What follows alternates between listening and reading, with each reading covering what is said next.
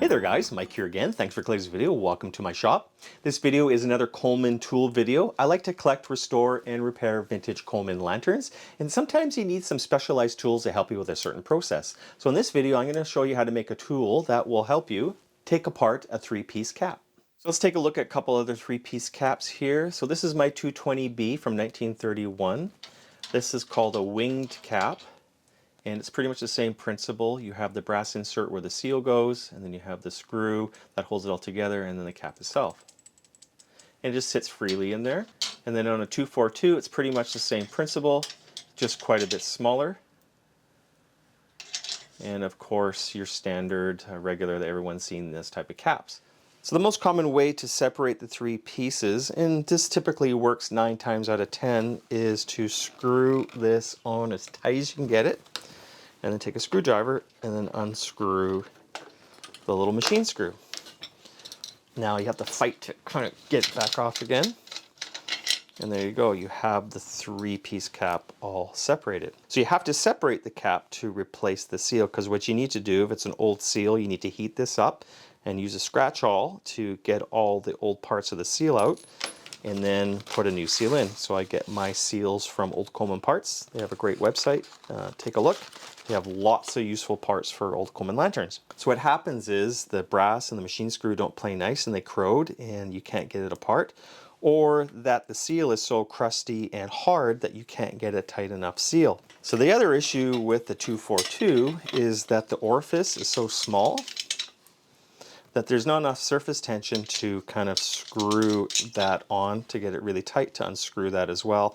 So my thought was to build a tool that will clamp that all together, that will work for the 242, and of course the common three-piece cap that most Coleman lanterns uses. Well, one night I was working on my bike and I had this aha moment. I looked into my bike toolbox and I saw my Park crank puller.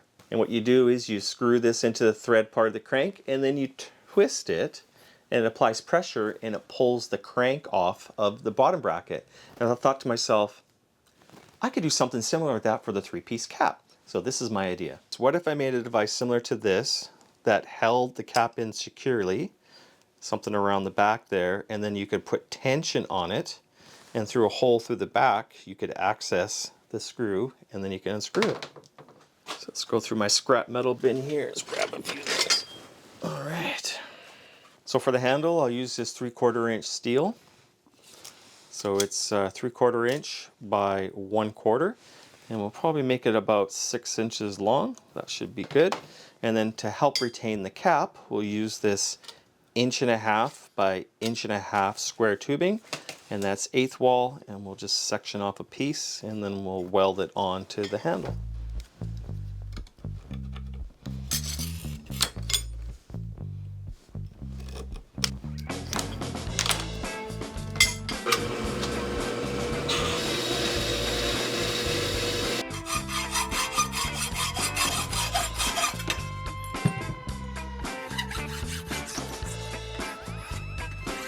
Come together here. So we've got the handle and we've got the cap. So I'll put it together here. We'll do a weld here, a weld there, and then we will through drill it so it's nicely aligned. And then we will drill and tap the handle side with a 5/16 24 National Fine, and that will allow us to put the bolt in there. So this is a 1 inch stainless steel 5/16 by 24 National Fine bolt.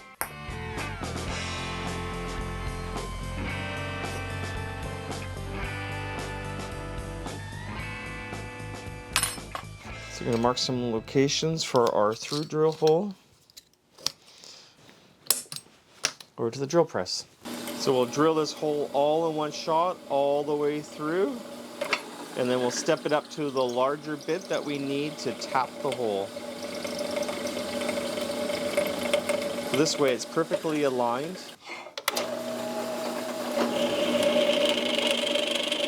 So for the cap machine screw here, we'll go with a 3/8 drill bit.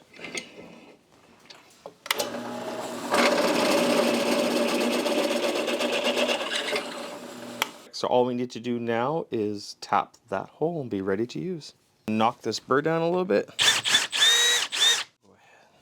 Now we'll use a little bit of lube on here and try to tap this as straight as possible.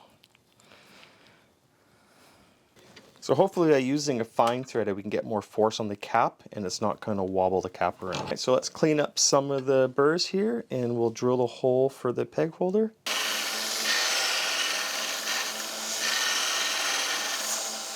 So all the burrs are off, this thing is ready to go, just needs a shot of paint, so we'll do that. Before we do anything further, we need to actually take this burr off because we don't want to mark up the back side of the cap here when you're wrenching it on.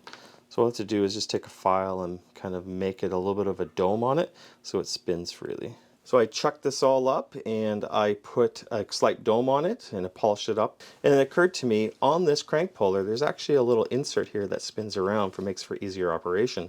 So I thought, wow, that would be pretty cool if you were to drill this hole out and put an insert like that in it as well.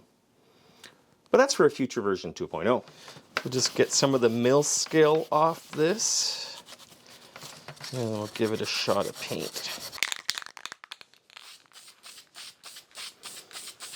So the paint is cured, nice smooth shiny finish, so the tool's pretty much completed. Let's give it a try.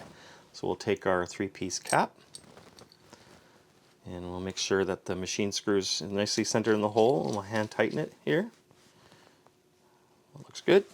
And then we'll take a 1/2 inch wrench and we'll snug it down there and just get a flat blade screwdriver and undo it.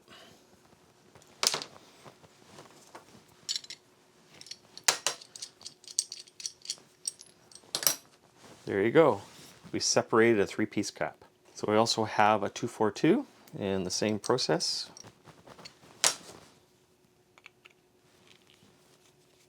And there you go.